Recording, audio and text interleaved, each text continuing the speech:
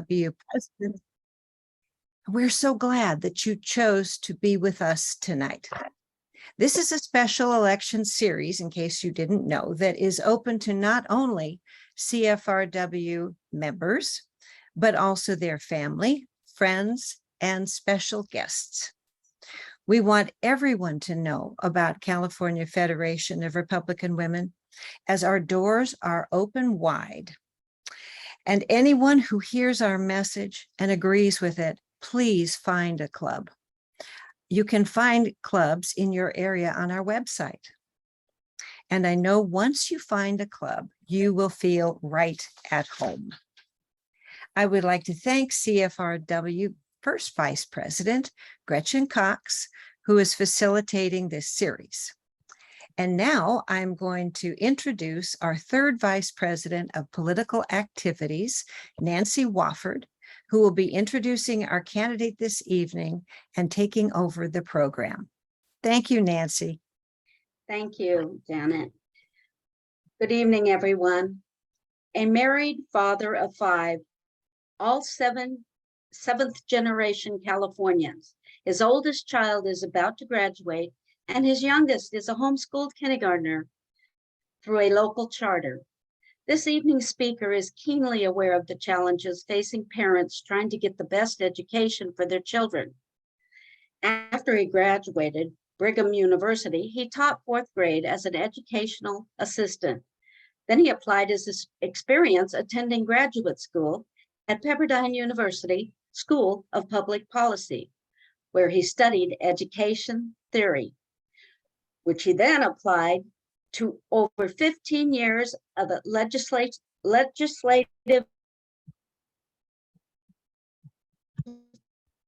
consultant in the state Department of Finance. He oversaw a budget of a newly formed Department of Juvenile Justice and helped develop Proposition 98, which gave educational funding to schools in various juvenile correction facilities so students could receive an education and not return to the criminal justice system. Recognized as an education policy and budgetary, he serves as the Vice President of the Education Policy and Government Relations at the California Policy Center, a center long respected as a foundation built on education opportunities and choice.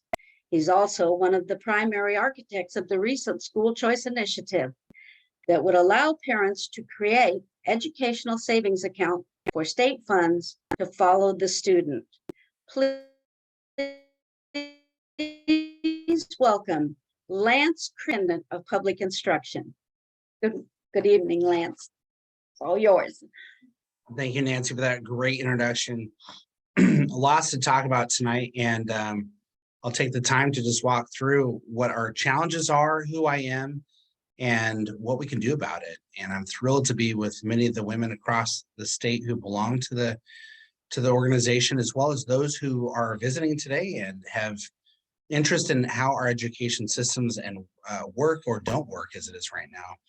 Again, Lance Christensen, I have nearly 20 years of public policy experience in California after getting my graduate degree, as Nancy said, from Pepperdine. I know what beautiful and incredible state we have here. We call it the Golden State for a reason.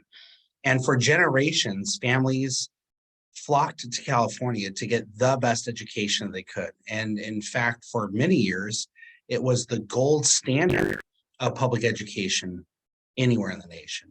And unfortunately, over the last several decades, as we have turned our eye away from the ball, and education bureaucracy has taken control of our system. And unfortunately, we have some of the worst performing schools in the nation. Let me run through a few numbers really quickly. California ranks 50th in literacy, not 49th, not 48th, 50th. And it used to be for a long time, they would say, thank goodness for Mississippi, except the kids in Mississippi read better. And in fact, they're the only state in the entire nation that actually improved in the most recent report card on reading statistics. And they did this being the poorest state in the nation. Can you imagine that? It wasn't a function of money. It was a function of better policy and a function of better educated instructors and teachers. It was a focus of their state government. Why can't that happen in California? We also have another problem too, where 60% of our kids are not at grade level for reading and for math. 1 out of every 8 kids in San Francisco Unified, young Black men, are qualified to get to high school. And right now, our 8th graders are doing 5th grade math. We have a problem that's across the board. And if our kids can't learn how to read and write, it doesn't matter how much money we spend. But while we're talking about that, let's discuss what amount of money is being spent in education. In California, the legislature this July passed a budget that will fund our schools at $128.6 billion. It's a little larger than the budget we had last year. So 2 years together, we're talking about $250 billion we're spending on education. Ask yourself, are we getting our money's worth? In the governor's budget, it states that we're spending about $23,000 per kid. This is all funding, including federal and state and local funding, but $23,000 per kid. If you have an average size classroom, which is 25 kids, that's $575,000 in a classroom. Are you getting a $575,000 classroom? Are we paying good teachers the right kind of money to be incentivized to stay there? Are we taking care of the discipline issues which distract so many teachers and cause problems with other students and are not helpful in them learning how to read and to write and to do math?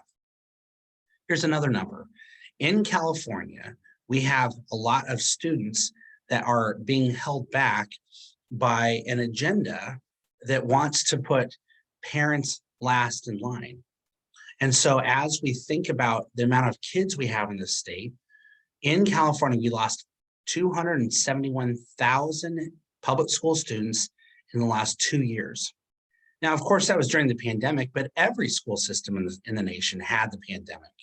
But to lose over 250,000 public school students when we were somewhere around just above 6 million kids, we're no longer above 6 million kids in our public school system. We are fewer than around 5.9. And that means that we have a sharp demographic shift going forward. And within that, we even lost a lot of students within our major school districts. Take, for instance, Los Angeles Unified School District. In 2004, there was 750,000 students in the district. In 2021, when they did the most recent count, there are 435,000 students. They lost 42% of their students in the second largest district in the entire nation. Even worse, on the first day of school, they noted that they couldn't find 50,000 students that day. Can you imagine? That's an entire city where our school bureaucrats have no idea where these kids have gone. That's a failure of the system. And over the last several years, we've had an increase in alternative education options. As Nancy pointed out, I was one of the principal co-authors of the School Choice Initiative, which would have created an education savings account for any kid who wanted to be out of their public school system. And what this would have done is allowed for actual choice, where the funds could follow the students and not the system. We shouldn't pay for brick and mortar billings if from those billings, they're just simply a warehouse where we put our kids on a conveyor belt in kindergarten and hope that they come out fully formed in 12th grade. And so we have a system that needs to be looked at from the top down and from the inside out. And we can't do that underneath the current regime. And in fact, the legislature continues to put restrictions and requirements on teachers and school districts, even while at the same time saying they're for local control. But ask a superintendent or a board member how many forms they still have to fill out to make sure they're compliant with state or federal law. It's time to have a conversation about what education really means to most parents in California. And it doesn't mean that we have to take over the system entirely. It just means we have to hold the system accountable, which is why it was designed that way in 1849 in the state's first constitution, where the superintendent was directly elected by the public. And that was consistent through the 1879 Constitution as well. We find also in the Constitution that there's an educational right to every kid to get a free common education. But unfortunately, it doesn't say that that's a high quality public education. And our Supreme Court has said so. They've said that our state isn't required to provide a high quality public education. It's stunning, but read the Vergara decision and you'll see what I'm talking about. So we have to fight for these kids. And who's going to fight for them? Frankly, it's not going to be those that don't have to have any relationship with them after they're done with the school year. It's the parents that get them day in and day out, the ones that birth and nurture them, the ones that carry them through all the heartache and the grief that they have in life. And so my job is to run statewide in one of the 8 constitutional offices to share with people that I want to add parents back into the education equation. I want to make sure that their issues, that their concerns are thought of and addressed. And this is not a partisan issue. In fact, it's an issue for parents and voters alike. Some people may say, well, I don't have kids, or my kids are grown, or I have grandkids. Why should I care about this? Well, very simply, for the success of our California economy and future, for family formation, and to make sure that we actually have communities we want to live in, if we don't have a public education system that's capable of producing that, we have no society that functions very well. And we're seeing this in major cities around the state and around the nation. But look at the places where your schools are failing. Are your communities succeeding at all? Usually you have higher crime rates and drug rates, security's not all that good. You don't have employees that you can hire because they're not capable of reading and writing and doing basic tasks. We've created a system of education that doesn't reward achievement or merit. And so why should a lot of these kids do much more than what's barely asked of them? So running for superintendent of public instruction means that there's some amount of authority and oversight over the state's entire bureaucracy. What does the superintendent do? Well, there's a few different functions. One is the superintendent is the executive director of the Department of Education. And right now in California, that Department of Education is 2,400 employees, most of them which live in and work in Sacramento, that has a $175 million budget this year. Now tell me, how much of that is getting into your school districts and making your kids' education a success? Probably not very much. The other thing that the superintendent does is they're on the board of education. That's where most of the curriculum development comes through. And there are other things the board takes care of. There's some oversight and transparency issues. But they're a voting member, meaning that they have a voice at the table. And as the executive director of the Department of Education, they're able to implement a lot of the strategies that come from the board. Also, the superintendent sits on the Commission for Teacher Credentialing. We're concerned about the massive change in a lot of teachers who have left the profession or who don't want to be here anymore, or those who are simply not qualified to be in education.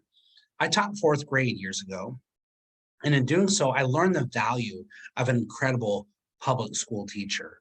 I was privileged to work with several women who gave up everything to teach these kids and really make their lives a success, to focus on the right things.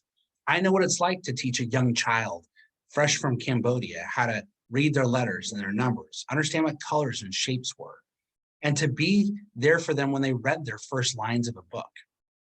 I know what it is to take any of my 5 children who are struggling with a concept or maybe can't understand what's going on in class and to translate that for them so that they can be successful as they grow up.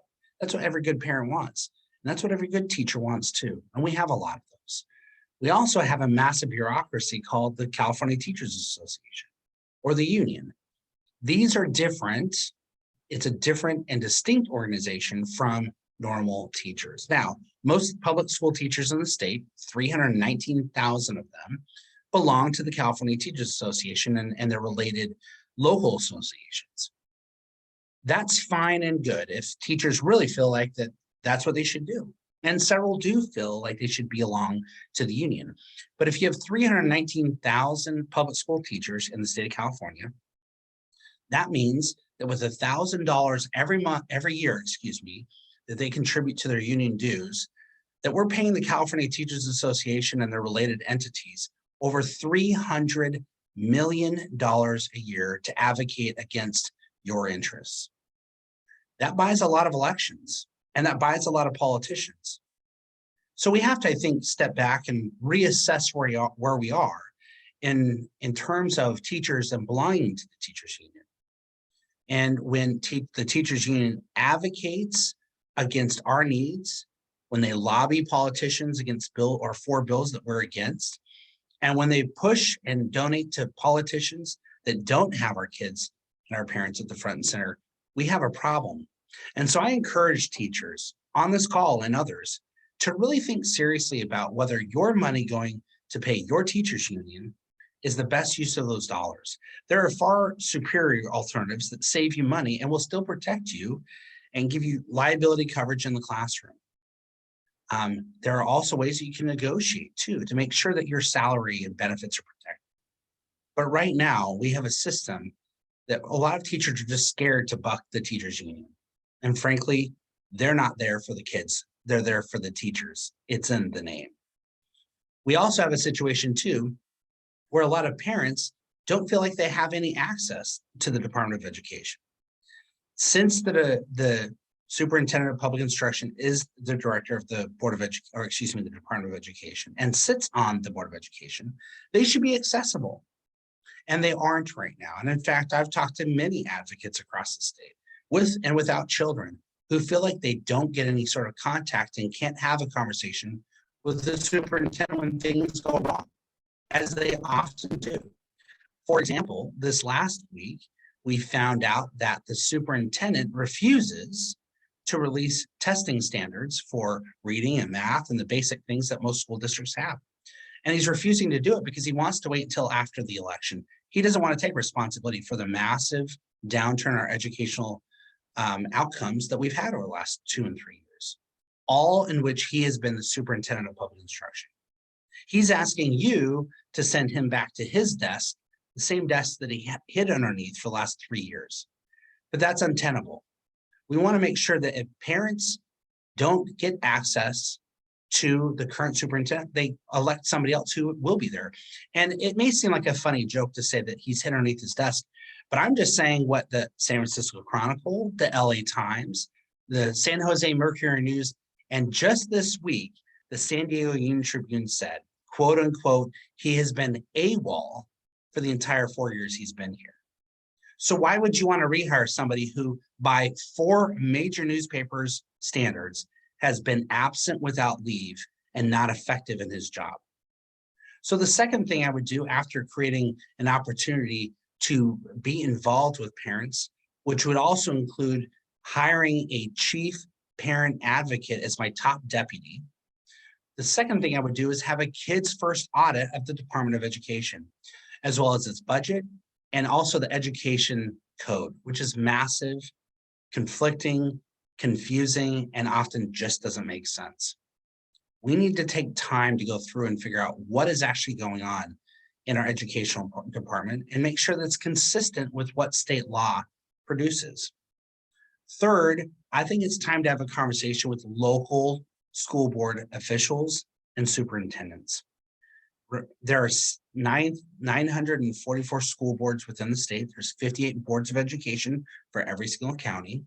It's time to invite them all together to a forum in Sacramento where we have an honest conversation about what our education system should look like in the 21st century. It's time to have a conversation about what are the best practices and standards out there. How can we more effectively engage parents? How can we use and maximize the many talents, gifts, and abilities that teachers bring to the table? How can we minimize state interference from the top? How can we get the right kind of educational outcomes and curriculum that will prepare them not just for the economy, but also to be engaging and good citizens and family people? We want to make sure we're having conversations across the state. Over the last 6 months as I ran, I was able to come in second place in the primary election. There were 7 candidates, including the incumbent. We focused very hard on the cities and places where the superintendent has basically ignored a lot of our parents out there.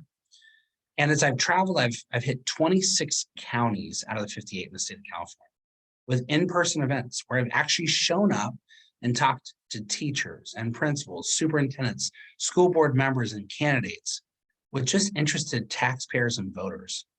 And yet I've yet to hear a single one of them say that everything is right with California education and there need to be no changes. But you can't change the system at the bottom unless you have a leader at the top.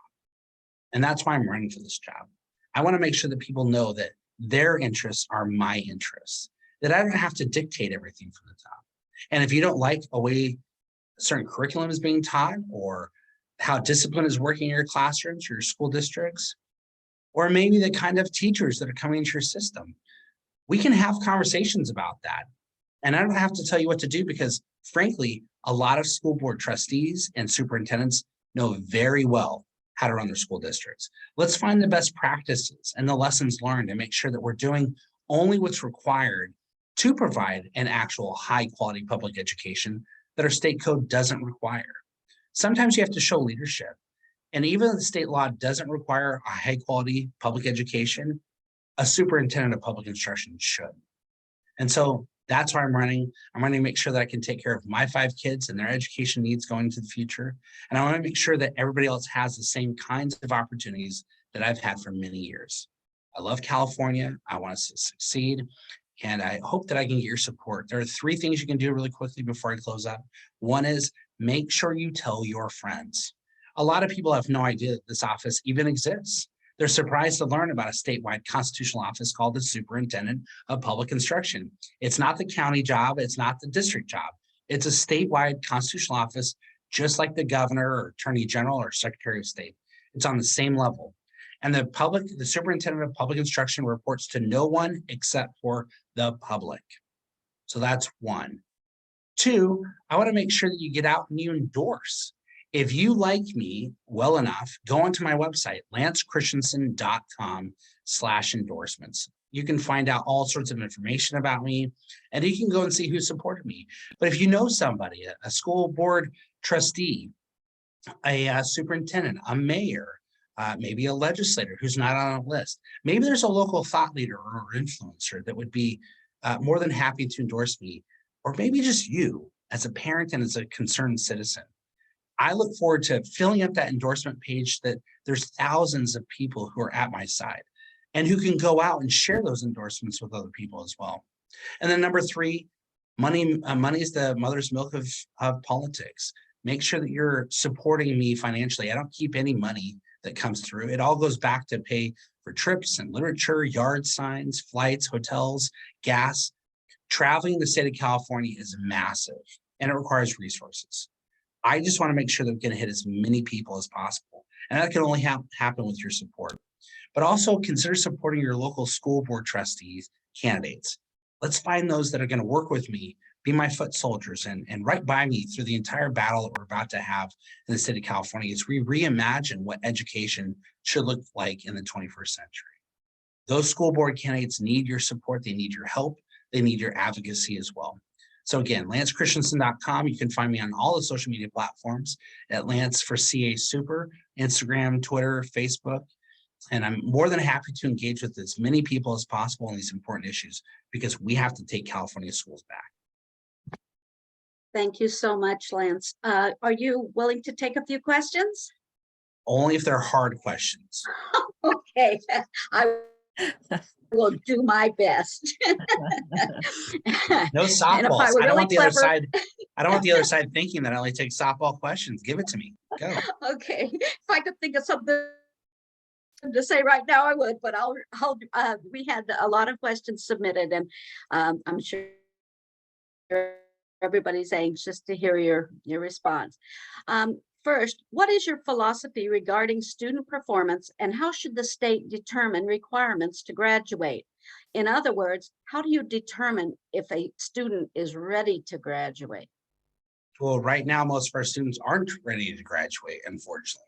We've had problems with grade inflation and with other standards. Even the A through G is suspect because a lot of these kids are getting into schools. Some of our best schools out there are not prepared to graduate from college or university. So one is we've got, I think, step back and look at the A through G requirements. Are they consistent with what we've been trying to accomplish? Number 2 is we have a curriculum system that just messed up top to bottom. One of the most recent pieces that I thought was interesting is over this last year, they've been re-upping or redoing the math framework. And it's so bad that 1,200 mathematicians, professors, Nobel laureates wrote and told Superintendent of Public Instruction to stop. Because if he persisted, it would ruin careers in STEM and medicine, accounting, any place that you need numbers. And so we have a problem at the curriculum level, which has to be addressed. I think measuring performance often comes down to making sure that you're consistent across the board. If you don't have a consistent standard, nothing measured, you can't increase anything that's not measured, right? You can't improve stuff that's not measured. So we have to make sure we have a consistent standard. And if people don't meet that standard, let's find a way to help that out. And right now, unfortunately, it's about 3 out of every 4 students in our community colleges do remediation courses in reading, language, arts, math. Frankly, that's 3/4 too many people that graduate through the system and are capable to do the right thing. So that requires also better parental involvement and community involvement. If you're a parent who sat on the sidelines and set your kids and put them on that conveyor belt and then walked away, shame on you. Honestly, shame on you. You should step back and reconsider it. But guess what? There's time to improve. We've all made mistakes. We've all thought that the school had our kids' best interests at heart. So re-engage, make sure you hold them accountable. If your kid needs extra help with their IEP, they have a learning disability or a speech impediment, or they're awkward, maybe they're on the spectrum, maybe they have some other disability you're not aware of, go out there and get those services. There's plenty of opportunities to do that, to test, to find out the right way so that your kid actually gets an education that's adapted to them and not this conveyor belt warehouse mentality. So there's a lot of ways to improve it. I'm more than happy and look forward to engaging in that conversation once I'm elected as Superintendent of Public Instruction. Thank you so much. Now, here's one: gender identity and critical. I believe Nancy is having Race some theory trouble. are issues which have, Excuse me. oh, it's not coming through? Can No, you hear me now? it's, yeah, but it goes in and out, Nancy. I know you've been having some trouble. So if you ever Oh, I want know. Gretchen to take over for you, that's fine, but we can hear Okay. you now. Well, flag me down if you can't hear me, and I far, so will, good. I have the repeat that questions. question. Okay, okay, the gender identity and critical race theory are issues which have angered parents across the state. How would you ensure that our California students are being taught lessons that they will actually be helped from and not just an agenda push? So we have seen over the last little while that concerned parents who feel strongly about their kids being indoctrinated have been called domestic terrorists. Got to stop. Parents only get involved when things get so bad that they feel like their school districts aren't listening to them. And frankly, it's time to get the cultural wars out of our schools. It's time to get this garbage out of the schools so that we can focus on the things like reading and writing and arithmetic, right? The 3 R's. If we can't do that right, nothing else matters. And so I'm opposed to anything that goes against family and community wishes. I think that we should be focused on issues that are core to teaching and make sure that we don't divert down some other path that teachers don't even want to teach. There's a lot of teachers out there uncomfortable with what they're being required to teach. Let's listen to them too. They're not alone. And it's not just parents that feel this way. So let's make sure we support parents, but also remember too, we won't have as many angry parents if their school boards actually listen to them. So we need to engage better on that level. We have to make sure we elect really good school board trustees, people who want to listen and gather information and won't be bullied. And we don't have to sit and justify our position on these issues. There's just frankly a lot of things that don't belong in the classroom. They just don't. And that's fine. There's only so many hours in the day. And if I'm going to send my kids to school for 7, 8, 9 hours a day, I want to make sure that they're getting 7, 8, 9 hours of actual instruction instead of indoctrination. I love what C.S. Lewis said. He said, I would rather have teachers that irrigate the deserts than chop down jungles. And we've got to irrigate more deserts. Oh, that's great. Thank you. Here's a question now. Am I coming in and out? Can you hear me? So far, so good. We can hear you. Okay. Public schools have suffered losses in students and in teachers since the mishandling of the pandemic. Would you have gone a different way in dealing with those mandates? Yes. The governor unjustly and still continues to persist in his emergency orders. And frankly, there's no reason for them anymore. The legislature's had more than enough time to come back and mitigate any of those issues. I worked for the legislature in and out of 17 years. I was the chief of staff all the way up until 2020 for a state senator from Orange County. I know how the process works. I also worked at the Department of Finance at a period of time where we had to figure out how to fund kids that were incarcerated. So I know what it means to actually deal with really difficult budget situations when it applies to our kids. But the legislature knew something, that their partners in the CTA, the California Teachers Association, weren't going to be happy if a lot of students left the school districts and went to other places like charter schools or private schools or even homeschool, all of which grew significantly during the pandemic lockdowns. And so what do? They passed the bill, SB 98, which basically capped the amount of money that you could get for funding any additional students at charter schools. And why did they do that? Because most charter schools are not unionized. Okay. They knew that they would lose kids out of the public school system. So I would have stepped back and said, listen, if our public schools can't pivot fast enough, like the charter schools can, like the private schools could, which the governor sent his kids to private school, he was afforded the right to have school choice.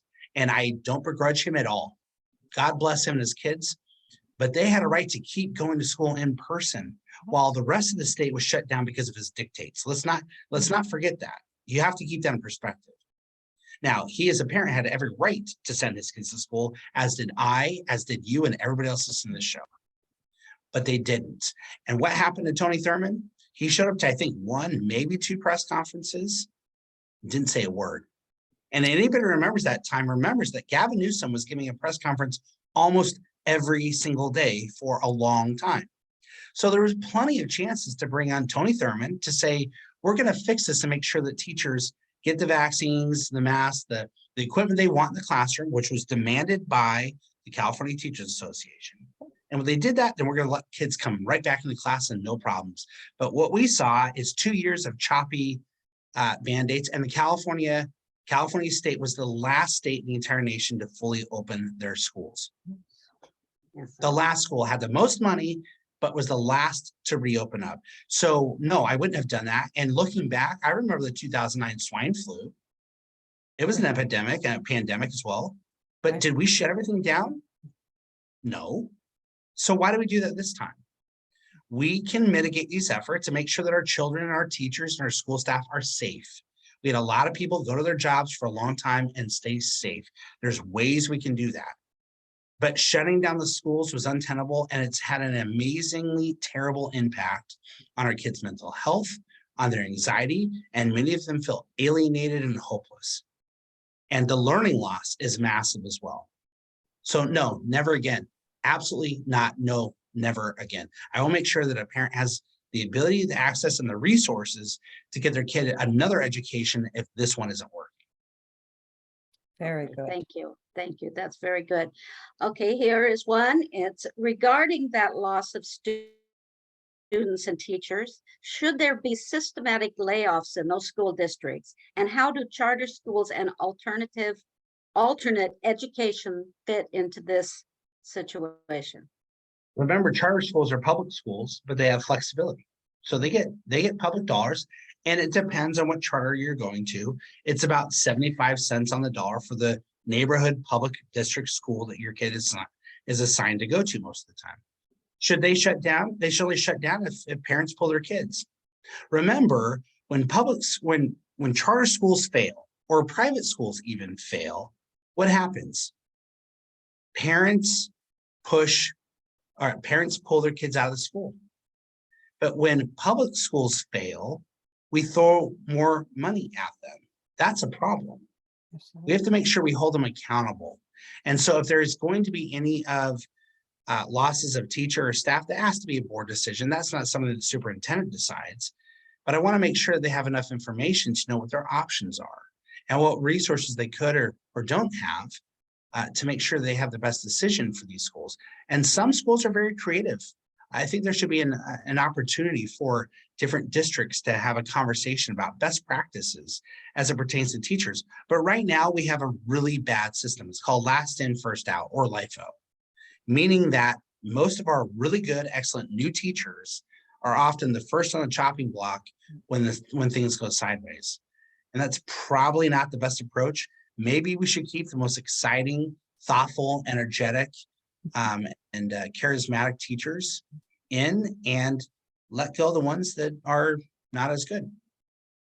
Thank you. I'm going to ask you one more question, and then I'm going to let Gretchen take over because I don't want my my breaking up. I've had computer problems Yes, you for 3 have. days, so. Yeah, you're struggling with that, Nancy, but you're doing fine. So, but it'd be fine. That's good. Okay, there's one here, and then I'm going to turn it over. So if there's anything in the Q&A box that Yeah, Gretchen Gretchen can do it. handle. This one is, what do you think should be the relationship between public schools and law enforcement? And then I will turn that to Gretchen. Okay. It should be a positive relationship. Yes. We should have a relationship where the schools feel good and easy about contacting or interacting with our local law enforcement, the police department or the sheriff's department. We shouldn't be adversarial. And I don't know why some school districts are. My kids and their school situations have had some serious events where I was glad that armed officers were nearby to stem off something that probably couldn't work. I also know there are threats made in our schools too, that it requires a good district attorney to step in and help mitigate these things as well. We have to have positive relationships with law enforcement. I do. I'm proud to stand with the men and women who defend us every day, that would put their lives on the line and step between our kids and somebody really bad. And we can't stop every bad thing out there, but we can have the greatest amount of protection around our schools and our students that would possibly divert or make somebody think twice about doing something really bad and terrible in our schools. And we have kids that unfortunately are at a breaking point and maybe make poor decisions or make threats internally. We've got to find a better way to deal with those. And frankly, that requires a change in state law. The way that we changed our disciplinary actions a few years back in the legislature, I think has led to more of these kinds of terrible acts in the classroom. And most teachers don't feel safe when they go to school anymore because the kids aren't punished or disciplined at all. And if they are, it's a series of haphazard standards that aren't consistent throughout the district or throughout the state. We need to have a better conversation about what discipline and security looks like and make sure that our law enforcement are partners and not adversaries in whatever way. Thank you so much, Lance, and Gretchen's going to be taking over, but I just want to mention to everyone, please consider donating and helping Mr. Christensen. We need people like him in the place, especially in our schools. That's so near and dear to me, the children and you know, them getting what they need. And sometimes we just don't, here in California, we, you know, the Republicans just don't get the donations that they should from the that they should from the top. Thank you for mentioning that. So, Thank you know, for please mentioning that. consider. Yes, please. Thank you very much. And Gretchen, thank you. Hi, Lance. How are you? Great, Thank Gretchen. you Good for to see being you with again. us. Yeah, you too.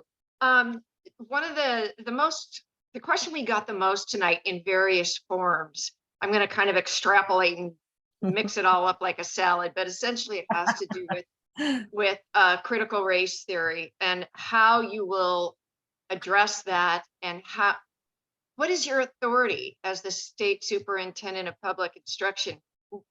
What would your authority be to minimize or get rid of that, or to incorporate it in a way that, or address it in a way that makes it not so disgusting, I guess? Really good question. No, I understand. I'm asked this all the time, actually, on the trail. And I mean, first of all, I want to remind everybody that we've got to take these issues that are divisive out of the classroom. Oh, yes.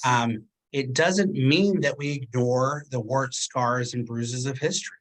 There are a lot of issues that the United States and the California state government did not address appropriately or right.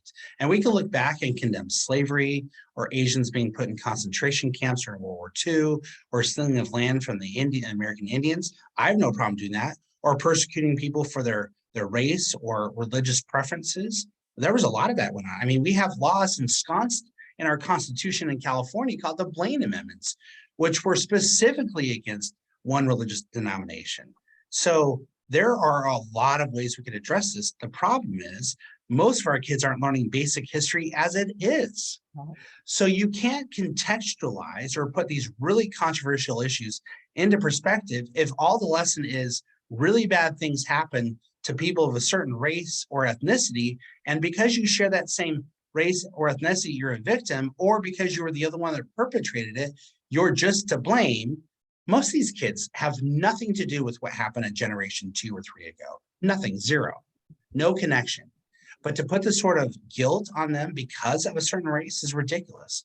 And frankly, most of our kids that get really high scores on their tests and perform well in school are now not allowed to go to certain colleges and universities because they're too overrepresented in those areas. And so we have a serious problem where a lot of kids just want to be, they feel shame or some sort of blame for being born a certain way. And frankly, we have to stop that. So critical race theory, I'm uniformly opposed to. Now, the current superintendent and the legislature and all the teachers union and everybody else will say, well, we don't teach CRT in our classes. Well, there's so many mixtures of what's going on, DEI and SEL, the comprehensive sex ed, you go down the list. A lot of this is not meant to educate, it's meant to propagate. And so if we're focused on actually educating mind, we don't need to discuss these things in a vacuum. We don't need to have kids feel terrible or bad about their family or their family history. I learned recently, about a year ago, I'm the 13th great grandson of Chief Massasoit, the guy in Plymouth for the first Thanksgiving. I didn't know that until a year ago, and it's amazing to have that sort of connection. I saw what people did to the American Indian. It wasn't good. And if you read a history book, you'll find a lot more of that kind of stuff out there. So let's talk about it, but let's talk about it in a way that's age appropriate, that doesn't give in to other racist tropes. One of the problems that our state legislature had as they were working on this issue, and as the Department of Education, the Board of Education were working on it, is they found out from a very left-wing progressive Jewish caucus in the legislature that it was anti-Semitic. So they went through a process twice where they had to revise the standards because it was anti-Semitic. And if you talk to other people in the Asian and Pacific Islander community, they also feel too that it doesn't equally represent their needs or their issues as well. So if you're going to put together an ethnic studies curriculum, if you're going to make sure that people are required, and this is a requirement now for graduation in about a decade, if you're going to do that, then you have to make sure that it's age appropriate, that it considers all the angles, and that it's consistent with actual history and doesn't put one group over another. But unless and until they can do that, the superintendent actually has power to develop different curriculum that might present a different point of view. It's actually in the statute. So I would have people step back and think about that. What can we do to more accurately represent California's very sordid history, very challenging history, and make sure that it meets the standards, but also addresses the issues that are important to California parents and taxpayers. So when you're elected, if you have the statute to do make those kinds of changes, how long would that take for you to create an improved curriculum and implement it? Because we can talk about the things that are wrong with it, for days. Sure. But when would we, as voters, when would we be likely to see an actual change in the schools? And do you have to get support from the legislature to make any of those changes? So here's the deal. The legislature has their statutory authority and they create the standard for education. What most people don't understand is it's not the state that actually creates the curriculum. They create the framework for the curriculum. School boards create or adopt curriculum. Right. So what I would do is very first, I would come in and say, okay, here's the standard within state law, but here's a way that you can actually teach it without all these other problems associated with how it's being implemented now, and also avoid critical race theory. There's actually several curricula out there that do this. That doesn't mean that people have to pick that curricula, but if they know that they have options, that changes that dynamic really quickly. And that doesn't mean that you have to go through and rebuild an entire curriculum. It just means that you give options and information to school districts so they can make better and more informed choices. That's what doesn't happen at the state capitol. That's not what happens at the superintendent of public instruction's office. Right now, people just feel like that they have to do what they're told. They don't take any time to really think about the independence of a local elected school board. When you're a trustee, you are ultimately responsible for every piece of curriculum that comes through your doors. And if you don't like what's happening now, as long as it is consistent with state law, you don't have to change state law. Now, do I love state law the way it's currently written? Nope. I think we have to have a really good conversation about that. That will take time.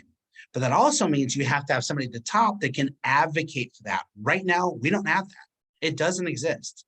So we can like and want that all we want, but unless and until somebody's at the top pointing out all these problems and providing opportunities and trade-offs and solutions that some people want, then it won't happen. And so that's why I'm running. I want to give people the information, the options, and the alternatives that are out there. Good. What would your authority be and your ability to implement getting some kind of discipline going with teachers who insist on teaching extreme curricula, the things that are upset the parents most, whether it's CRT or the sex education or gender identity, and encouraging kids to, say things in school or adopt a way of behaving in school that they don't want their parents to know about. I mean, what can the superintendent of public education do about that? So the superintendent has a bully pulpit to talk about these things. And if there are places or districts where they're not keeping good control over these things, I think they should call them out. And I think they should make sure that people are aware of what's happening. There are sometimes when districts act completely surprised about the sort of things that are being taught in these classes where they know full well what's going on. So I think it's informing the public. That's one. Number two is if you have somebody at the top that doesn't put up with this stuff, guess what? It doesn't happen that often. And they do it right now because they feel full support from the current superintendent of public instruction who actually enjoys and wants more of this stuff. Just read his Twitter feed. Just read his letters to school districts threatening them if they don't pursue these paths. So again, really, right now we have a binary decision. It's very simple. The people listening to this program tonight have one choice: who believes in parents, the Constitution, freedom, good education, and God. And we have another candidate who doesn't believe in any of those things should be a part of the public sector school system. And so when you've got a superintendent of public instruction who votes and walks lockstep with the California Teachers Association, the teachers union, and with other groups who are antithetical to parental rights, you can go that direction and continue to have 50th in literacy and the bottom the bottom percentiles of all the other academic areas, or you can have somebody who wants to do a little innovation, give parents and school districts back some rights they didn't have, and make sure to reward meritocracy and people who are doing the right thing. So again, it can't be any clearer. If you like how the school system's running now, vote for the incumbent. If you don't, vote for me. What would you be able to do to lift California's ranking from 50th back up into the top of the list where it should be, where we're paying for it to be? So like I said before, Mississippi did it as the poorest state in the nation. So it's not resources, it's intent and focus and leadership. We have a education program that's adopted by the superintendent and the Department of Education that has been shown to be the worst way you can address literacy in our K through 12 education system. And yet we still persist in this whole language garbage that's going forward. So it's back to the basics. It's back to phonics. It's back to make sure we can help kids decode words and language and put together sentences. I was an English major. I know how important it is to read and to consume information, to critically think about it, analyze it, and then be able to discuss it broadly. We're not doing that right now. So there are ways we can do that. Number two is let's go to places like Mississippi and ask them, what did you do?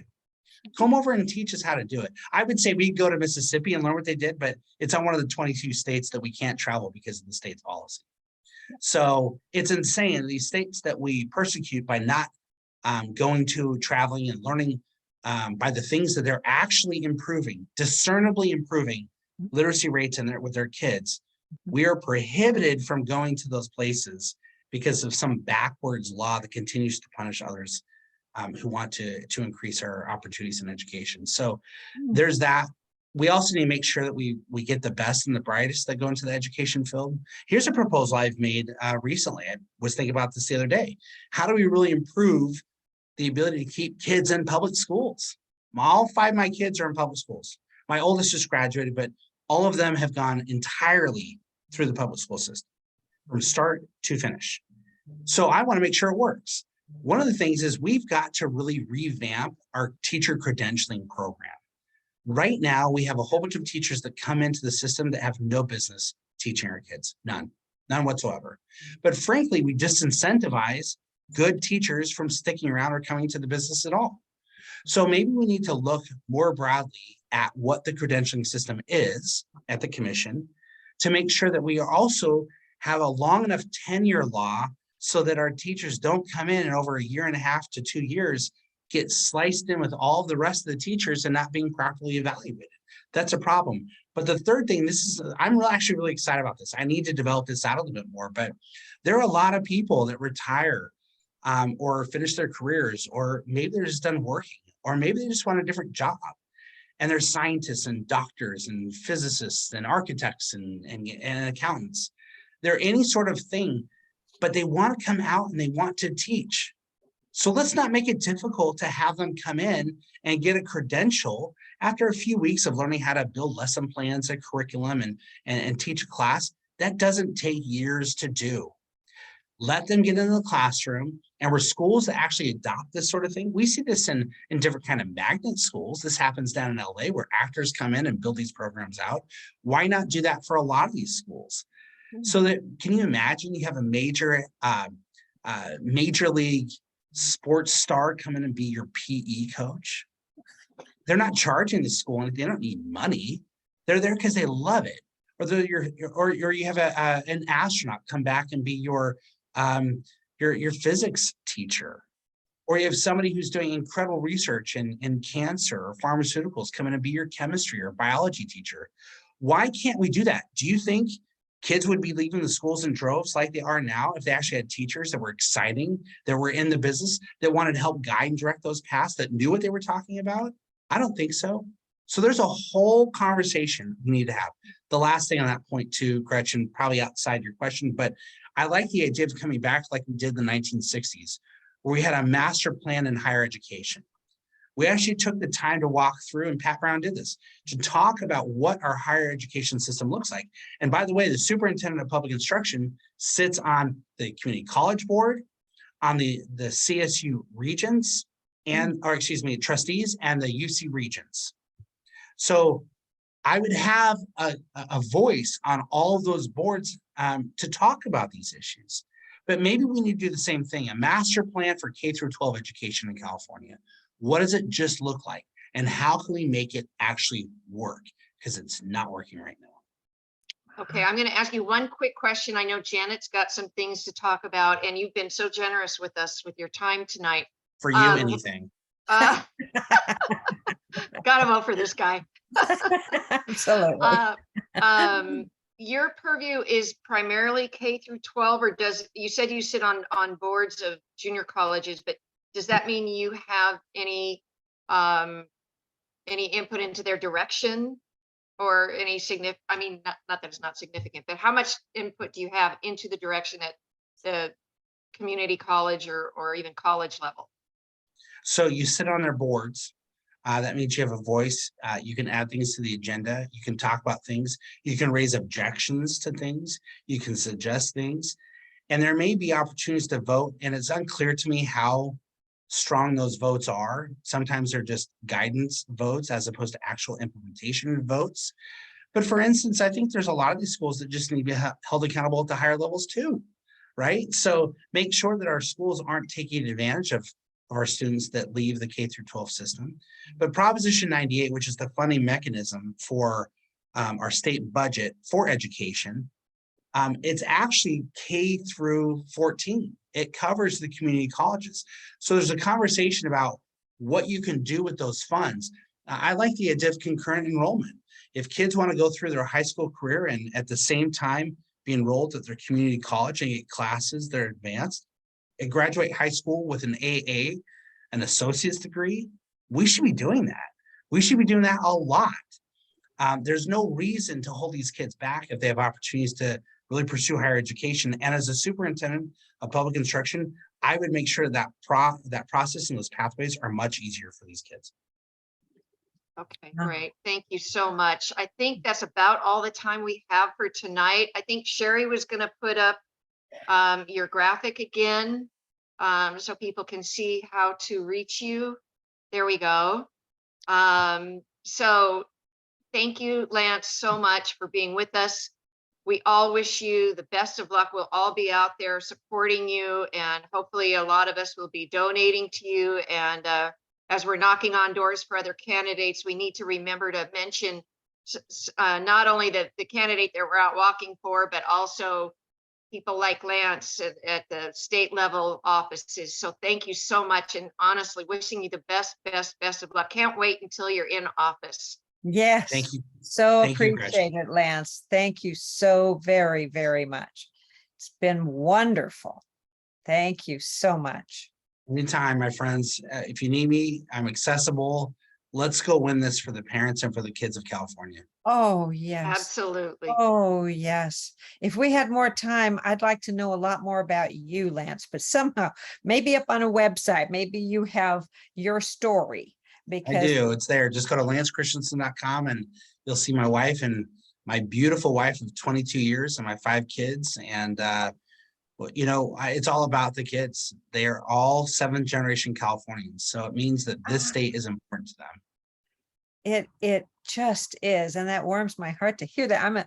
I'm a native too, several generations, but I just love, everything that you have said tonight and the innovative ideas that you have given. I mean, I think these children would be so blessed if you got in and took over this system, turned around California. You'd be turning around generations of kids. And we're going to thank you in advance for doing that. I agree. Thank you very much.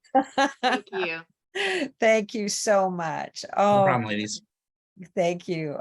All right, ladies, we're just going to talk a little bit about our conference that's coming up. October, our fall board of directors and conference in Burlingame, October 14th and 15th. And Gretchen is our conference chair.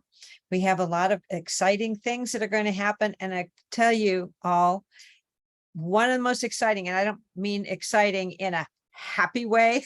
I mean, excited in an anxious way, because we've got that November 8th election, just 2 weeks and change after our conference. So I would want to encourage all of you, everybody who is on this tonight, please sign up.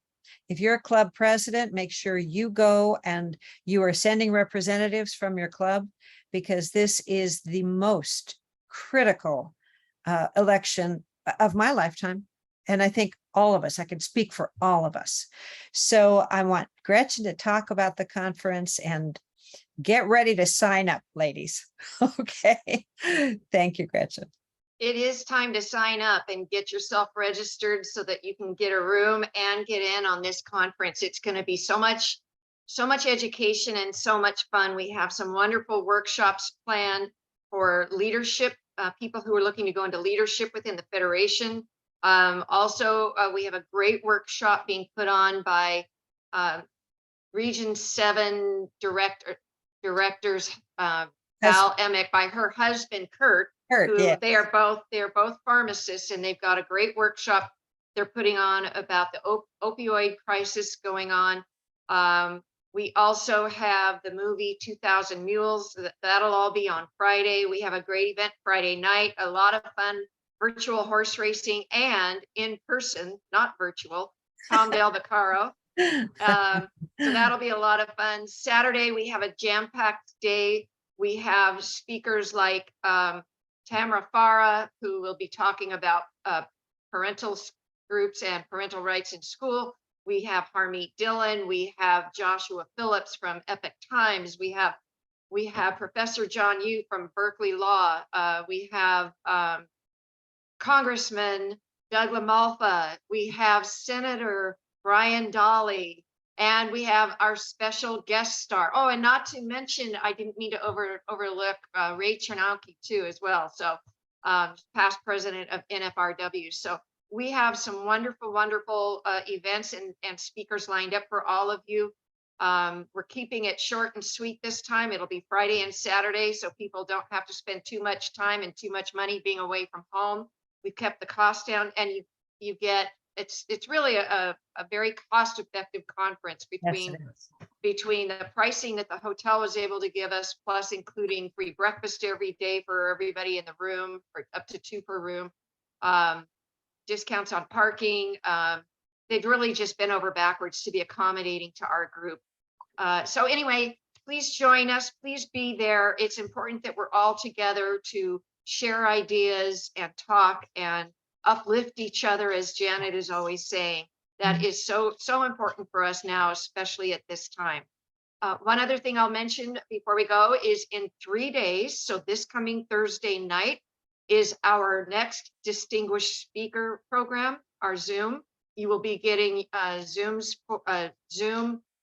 email reminders for it if you've signed up. If you haven't signed up yet, please do. Our guest speaker will be Sheriff Richard Mack. He is the founder of the Constitutional Sheriffs and Peace Officers Association, and he will be here to educate us about the constitutional rights and duties, not only of all of us, but of our local sheriff's departments, who are the highest law enforcement authority in every county in this state. So it's important that we know what their responsibilities are. And he's also going around the country teaching within all the different states, teaching them what their rights and responsibility are. So, and this will go to election integrity and all kinds of things that we're concerned about today. So please plan to join us this Thursday, 6 p.m. to 7 p.m. for Sheriff Richard Mack. And thank you so much for being here. And that's Yes, it for me. I want to thank you, Nancy, for helping facilitate this, and certainly you, Gretchen, for overseeing this whole candidate series. I also want to thank Sherry Gillis, who is our webmaster, also does our social media. And I want to thank Silver Martayan, who is our registrar and helping out tonight. And so we so appreciate all of you coming and everyone who has helped put this night together. And we look forward to seeing everybody later this week for Sheriff Mack. Thursday night, 6 to 7 p.m. Please go on the website, www.cfrw.org, and register. Yes, wonderful. Should we say good night unless I you think that's have it. something else? All right. Thank you all for joining us, and we will see you then. Thank Good you. night. Bye, everyone. Night.